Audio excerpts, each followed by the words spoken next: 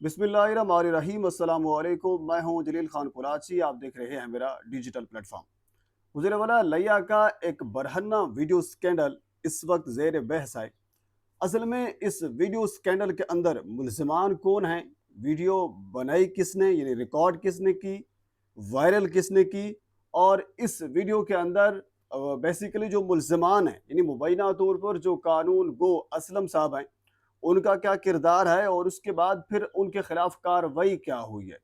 और इसके साथ एक मेन पॉइंट कि इरशाद रूंगा साहब जो कि सहाफ़ी हैं उनका इस सारे स्कैंडल से क्या ताल्लुक है और असल में यह मामला है क्या, यह सारी तफसील मैं आपके सामने रखता हूँ। हुजूर वाला बेसिकली कुछ अरसा पहले एक वीडियो वायरल होती है, बिल्कुल बरहन्ना किस्म की वीडियो थी, जिसके अंदर एक खातून और एक मर्द मर्द मुबैना तौर पर जो कानून गो असलम हैं उनके बारे में कहा गया कि ये वही हैं। वीडियो वायरल होती है। वीडियो वायरल होने के बाद ज़िला इंतज़ामिया हरकत में आती है और असिस्टेंट कमिश्नर लिया हारिस हमीद खान साहब एक मरासला लिखते हैं डिप्टी कमिश्नर साहबा को, अमीरा बदार साहब जो डिप्टी कमिश्नर लिया हैं। डिप्टी कमिश्नर लिया इसके ऊपर बाकायदा नोटिस लेती हैं और जो कानून गो असलम साहब हैं उनको मुअत्तल कर दिया जाता है। और इसके आगे क्योंकि मामले की तहकीकात तो करना थी, इस मामले की इंक्वायरी के लिए जो एडीसीआर शाहिद मलिक साहब हैं उनको सौंप दी जाती है। यूं कह लीजिए कि एक जेआईटी बना दी जाती है। ये एक सादा सी स्टोरी थी। अब ज़ाहिर सी बात है जब इस किस्म की स्टोरी और इस किस्म के वाक़यात होते हैं और अमूमन मुख्तलिफ सोर्सेज से खबरें भी आती हैं, वीडियो क्लिप भी आते हैं, जो भी सहाफ़ी हो उनके वीडियो बेशुमार लोग ऐसे होते हैं जो हमें जानते भी नहीं हैं, वो भी वीडियो भेज देते हैं और ख़बर भी भेज देते हैं। उनका मकसद सिर्फ यही होता है कि मामले को जो हुकाम बाला है उन तक पहुँचाया जाए, जो विक्टिम है उसको इंसाफ दिया जाए। बेशुमार इस किस्म के वाक़यात हमने देखे हैं। बहरहाल इरशाद रूंगा साहब एक लिया के सहाफ़ी हैं। उनको एक खातून जिसका नाम है नसरीन कौसर साहिबा, वो एक वीडियो भेजती है और वीडियो वो जो मुबैना तौर पर असलम कानून गो की थी जिसके अंदर वो बिल्कुल नाजेबा किस्म की हरकत कर रहे थे और एक खातून भी उनके साथ मौजूद थी।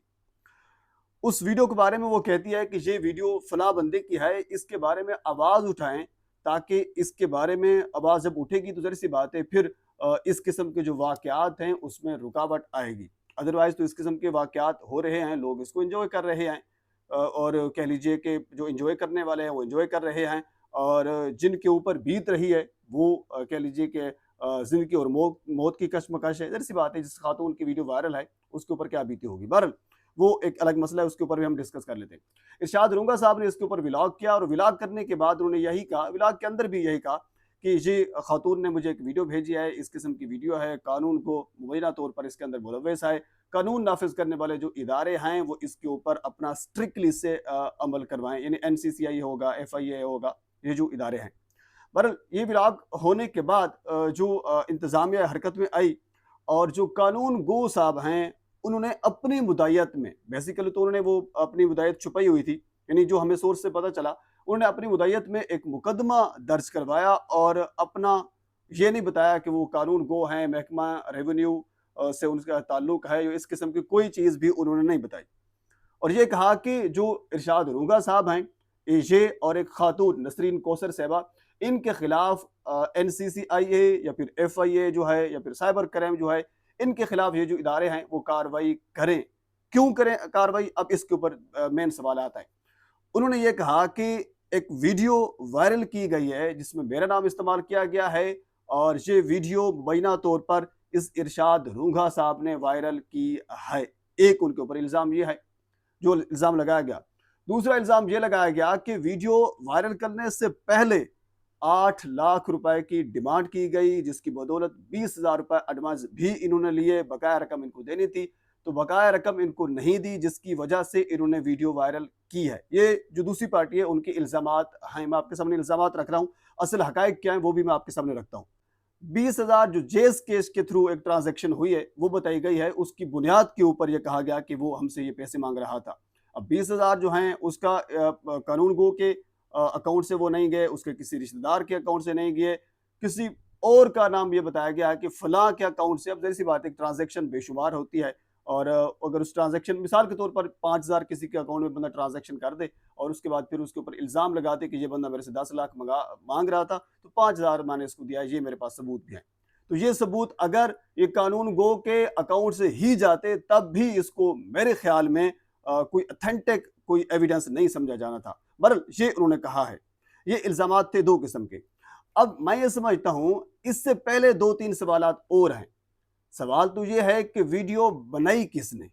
ظاہر سی بات ہے پہلے ویڈیو بنی ہوگی تو بعد میں وائرل ہوئی ہے نا، ویڈیو بنائی کس نے؟ ان دونوں میں سے ظاہر سی بات ہے کسی ایک نے بنائی ہوگی، خاتون نے بنائی ہوگی یا پھر اس مرد نے بنائی ہوگی، اس چیز کا تعین کیا جائے۔ دوسری بات یہ ہے کہ ویڈیو لیک کس نے کی؟ ان دونوں میں سے کسی ایک نے لیک کی ہوگی۔ تیسری بات ہے کہ ویڈیو وائرل کس نے کی؟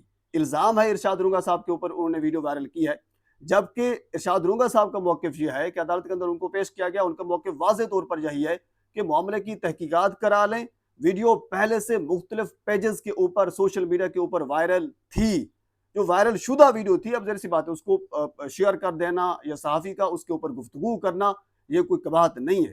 بے شمار قسم کے صحافی ہیں جو مختلف واقعات سوشل میڈیا کے اوپر وائرل ہوتے ہیں، اس کے اوپر گفتگو کرنی ہوتی ہے اور کرنی بھی بنتی ہے، جس طرح میں کر رہا ہوں۔ ایک سوشل میڈیا کے اوپر ایک معاملہ ڈسکس کیا جا رہا ہے، صحافی کا یہی کام ہوتا ہے نا، وہ دونوں قسم کے حقائق آپ کے سامنے رکھے اور معاملے کی جو اصل حقیقت ہے وہ بھی آپ کے سامنے رکھے، یعنی سٹوری کو مکمل کنکلوژن آپ کے سامنے رکھے، یہ صحافی کا کام ہوتا ہے۔ تو ارشاد رونگا صاحب نے بھی یہی کہا ہے۔ الزام ان کے اوپر پیسوں کا لگایا گیا اور ویڈیو وائرل کرنے کا بھی لگایا گیا، لیکن ویڈیو وائرل کرنے کا کوئی ثبوت بھی قانون گو کے پاس موجود نہیں ہے۔ بہرحال یہ معاملہ یہاں تک پہنچا۔ اب معاملہ یہ ہے کہ جو صحافی برادری ہے لیا کی، انہوں نے اس کے اوپر احتجاج کیا۔ احتجاج ان کا بنتا تھا، ظاہر سی بات ہے ایک خاتون اور ایک مرد جو اس گندے کام میں ملوث تھے، جن کے ویڈیو سوشل میڈیا کے اوپر وائرل ہے، جنہوں نے ویڈیو بنائی، جنہوں نے ویڈیو ریکارڈ کی، ان کے خلاف کوئی کارروائی نہیں کی جا رہی۔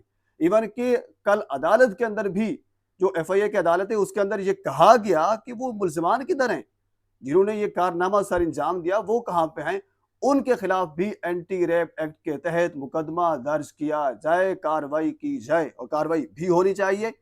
صحافی جو لیا کے ہیں وہ بھی یہی مطالبہ کر رہے ہیں کہ جو اصل ملزمان ہیں ان کے خلاف کارروائی بھی نہیں کی جا رہی۔